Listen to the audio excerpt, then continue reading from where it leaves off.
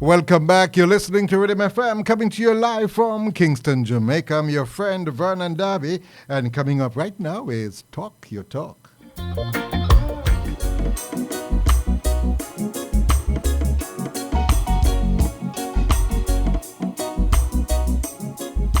And we have someone on the line, somebody who I have known for a very, very long time. But what you want to know how long I know the person? What you want to know the person age? Yeah, I'm not going to tell you a very, very long time. That gentleman is Hector Wheeler, yeah, for Talk Your Talk this morning. He was born in Cedar Valley, St. Thomas, and he attended primary and high school in the parish. Hector Wheeler, he was a broadcaster, one of the first persons I worked with. I remember those days. This is the JBC broadcasting. Oh, yes, I remember those days. Yes, and he used to host shows. He was those, I think, production and what have you. Now, I gather he's earning all the money. He's now currently serves as Associate Vice President for Advancement at the University of Technology, Jamaica. And, Hector continues to contribute to his parish and run left country and a business with country. I know you will answer me about the money, but I'm just spreading propaganda. Mr. Hector Wheeler, good morning, my brother. Good morning, Vernon. Good morning to your audience. And let me just at the outset congratulate you on the wonderful program and the breakthrough you have with this initiative. I'm very proud of you. I've been watching and listening, and I just love the way how you just carve out your niche and forge ahead. Congratulations. That's good. Very good. You see, you come make my head bigger than it is now, eh? Where does that make your head big like Mandu? But I want to say thanks to you too, because those days, or those early days, working with persons like yourself, a gentleman, honest and very professional, and Leonie Forbes and Charles Hyatt and Wycliffe Bennett, I must say that I learned so much. Now I'm realizing that I have my master's in broadcasting. I didn't know that. Wow. Just working with those people. Oh, yes. Yes. Yeah, right. Master the craft for real. Yes, thank you very much, my brother. Now, this morning you're here because, as any responsible citizen, you're from a parish and you have not abandoned that parish. That's St. Thomas. And, we said that it would be a good idea to hear from you what's happening in St. Thomas, where you think they need to go to help to develop that parish. I know that building some roads out there, and that is creating some challenges, I know, in terms of the dust and nuisance. But tell me about St. Thomas, which areas that you are familiar with, and just tell us what's happening. Vernon, thanks for having me. And for the money part, I want to earn the money. I don't have it yet. I want. But be that as it may, St. Thomas may just be that opportunity. I have a passion for the parish. When I think of Paul Bogle, the legacy of Paul Bogle, which I take very seriously, and when I think of my experience growing up in a naturally beautiful district town of Cedar Valley, where in the winter, because we have winter, or had more so then than now, where when you come to December through to mid-March, you're sleeping with socks because it gets very cold. So when I go down to Morant Bay, the capital of St. Thomas, it's different because it's much warmer. It's a closer climate to Kingston. Yes. But I was experiencing the luxury that people talk about Manus Land. It's beautiful too. Oh, yes, But I was enjoying that climate in Cedar Valley. It's a Blue Mountain range. Oh, yes. Yes, and many persons don't really realize that. So I had the luxury of natural beauty, which I still love. And the second luxury is being nurtured at Morant Bay High by family. I feel so enriched and so honored by my exposure at Morant Bay High School that I could never ever turn my back. Right. And this is not. I'm not unique. There are so many persons who have benefited from institutions in the parish. Good morning to the students and members of staff and auxiliary workers there at Morant High. Good. So if we look at what we have, because you asked a wide-ranging question. So if we look at what we have, I was thinking last night of some of our natural resources, Mm-hmm. Vernon. We have a lot of water in St. Thomas. The Yalas River is now piped to assist Kingston. I don't know Barcelona get enough water. Mm-hmm. Right. But I think that's a matter of how we organize things. So that's something that we need to look at. Yes. Um, we have beautiful coastal sceneries Mm-hmm. because we have the south coast, Mm-hmm. the eastern on the eastern end. We there our quarries are unquestionably the best, and so when you want to have the best quality sand, Right. and it's St. Thomas is coming from. We have very good farmland, fertile farmland, and I did mention about the Blue Mountain Range. You know Mm-hmm. what Mm-hmm. comes with that. We have Bath Hotel Natural Spa. Hold on there. What is happening to that one? Because that was a place that tourists used to come from all over the Yes. world. What is the state of that? Who's in charge? Because The hotel is still owned. It's government owned, and it is still there. It's still a hidden secret. We do have persons coming from different parts of the world who happen to hear it, but I think we still need to ramp up that somewhat. There are many changes that I've gone through, right. but it still has much greater potential. Tell me if I don't know if you're aware. I understand that things are getting a little bit disorganized, and that persons just hang around there, giving massage services, and I get the impression that things are not streamlined there, and I the think we places. want to. I think there is opportunity for improvement, the management of the whole area. You have the hotel when you drive up, you go to this is in Bath, the Yes. eastern end of St. Thomas, by the way, Mm. for our listeners. And you have the Bath Hotel that Right. you can, you use the facility and you get the mineral water inside. Right. You can also walk, which is an open space, to the side and go up to the hill, and that's why many persons go and do their own private entrepreneurial ventures using the facility higher above the hotel. And I think we want to be careful how we do that. While the facilities are for everyone, I think it would be useful if we have some better control. So, the quality of the area is maintained and best used in the interest of everyone.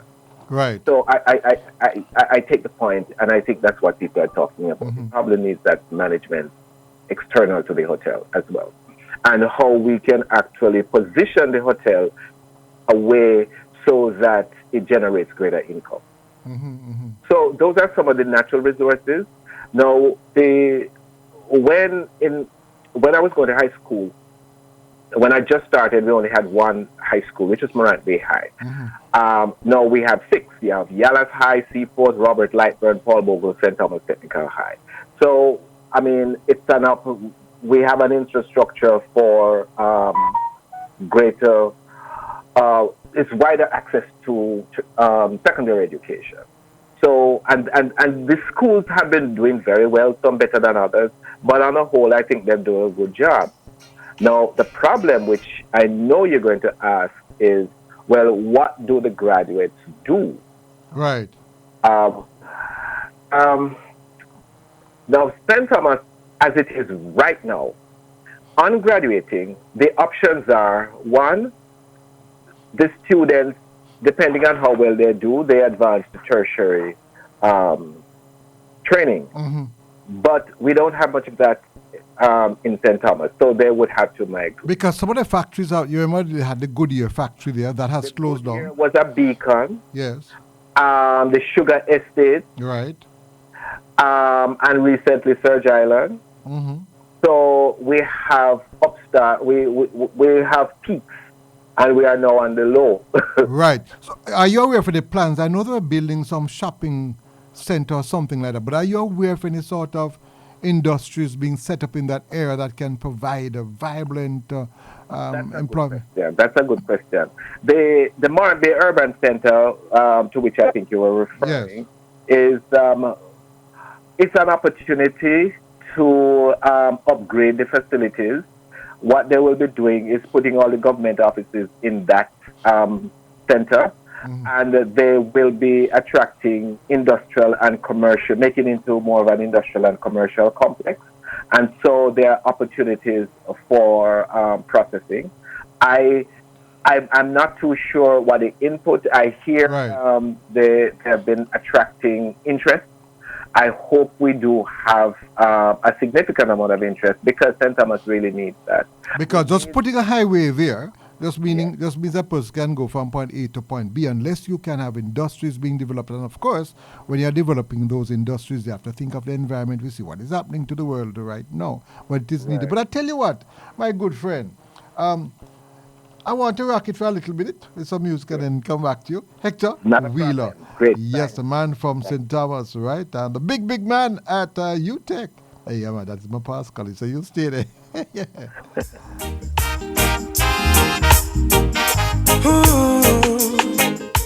Natural beauty, you know. No, I've never been. Coming to you live from Kingston, Jamaica. We're broadcasting on the FM band at 102.1, 102.3, 102.5, 102.7, and 102.9. I'm your friend, Vernon Davy, and my very special guest is Hector Wheeler. And, you know, he's a former broadcaster, but not former, he's still a broadcaster as far as I know, and as far as I'm concerned. He's also Associate Vice President for Advancement at the University of Technology, Jamaica. Back to my friend now. Tell me, you only have about probably 4 minutes. Tell us now, you are now the Prime Minister of Jamaica. So you are going to direct us to what needs to happen in that area to get it to move forward. Highway is one thing. All it makes us do is just fly from point A to point B. Some of us think we must fly like a supersonic jet and kill off ourselves. But what we need to do to help the people, to help them develop and to help them grow. Well, one of the things is to support the development group. One of them I note, and I can speak authoritatively about their programs. They have the St. Thomas Renaissance Foundation, and I know they're looking at supporting the development of St. Thomas, which is really very excellent.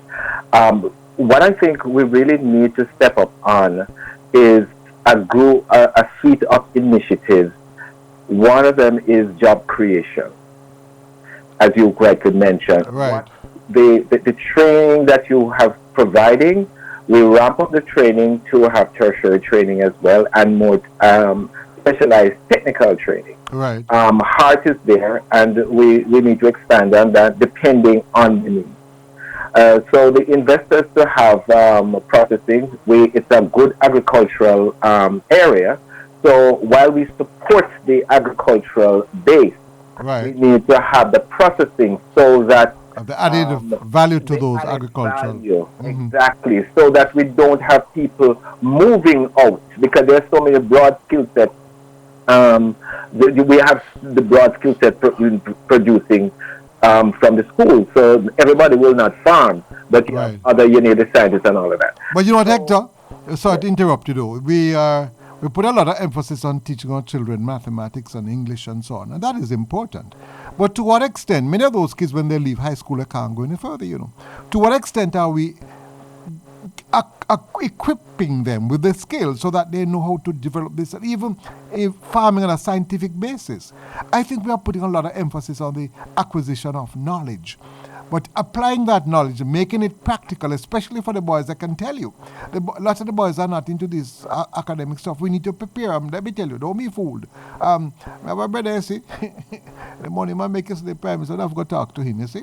He's in the United States, and he's a specialist when it comes to driving trucks, and he carries chemicals. So I think this education has become a kind of prestige thing to say that I have a diploma and I have a degree. But what is making the money? Are we training our youngsters in that area so that they can develop themselves and develop their children, their offsprings? I think you made a very good point, Vernon, because I was going to add too that we need facilitators for community development and mobilization. A nice big term, but what do I mean by that? We need persons, facilitators who can open the minds of people, young, old, middle-aged, and so on, about what opportunities are available. And case in point is that some years ago, there was a funding program. I forgot in what area of agriculture. And then it came to me to support, it was a national initiative, and I was asked to help with the promotion of it. And when I look at it, I realized that it was open for persons in all parishes. So, okay, and I just told them first, right up, I want to see how many persons from St. Thomas are actually selected. And I was really, really, really shocked to see there were just very few. Oh, Lord. And it's for different reasons. I'm Mm-hmm. not too sure, but I was disappointed because they actually said they even reopened it. Right. And coming from St. Thomas, and probably can see and speak for different areas. Some persons, maybe it's the mentality that one can't bother, or it seems so far-fetched when it comes to the paperwork. But it's not just basic literacy. It's actually a culture. It's actually exposure in a very general way. And who can actually open my eyes and show me what this form means, or when I see this? Oh, we have about 15 seconds left. Exactly. So we need that, and we need to attract more migrants, persons who are retiring there, and persons who want to invest their time and their resources, so that we have a growing and we have sustainable development in the area. We need a lot of help. What we don't want to migrate is the crime. We want to keep it a crime-free area, so that could also be an attraction. But they need visa for come out there, board crime. Listen, man. And they will not be getting any, so they can't done there. Hector Wheeler, I want to thank you very much, Hector Wheeler, from those good old days at the Jamaica Broadcasting Corporation. You can hear it in his voice, his diction, his tone, everything. And he's at UTech. I'm hoping that I can convince them, because many of you know that I'm trying to get ready to become a tool for helping to advance us, education or knowledge. So I'm hoping that we can get UTech on board, and so that when we pay our taxes, they don't not only train students, but the university can benefit the whole country. My brother, you see, I'm showing out word for the whole out. The president is listening. Thank you. Thank you so much. Hector Wheeler, thank you very much. It was really great having you this morning. You have a wonderful day. You too. All right. All right. Okay, we're going to go for the break right now. You're listening.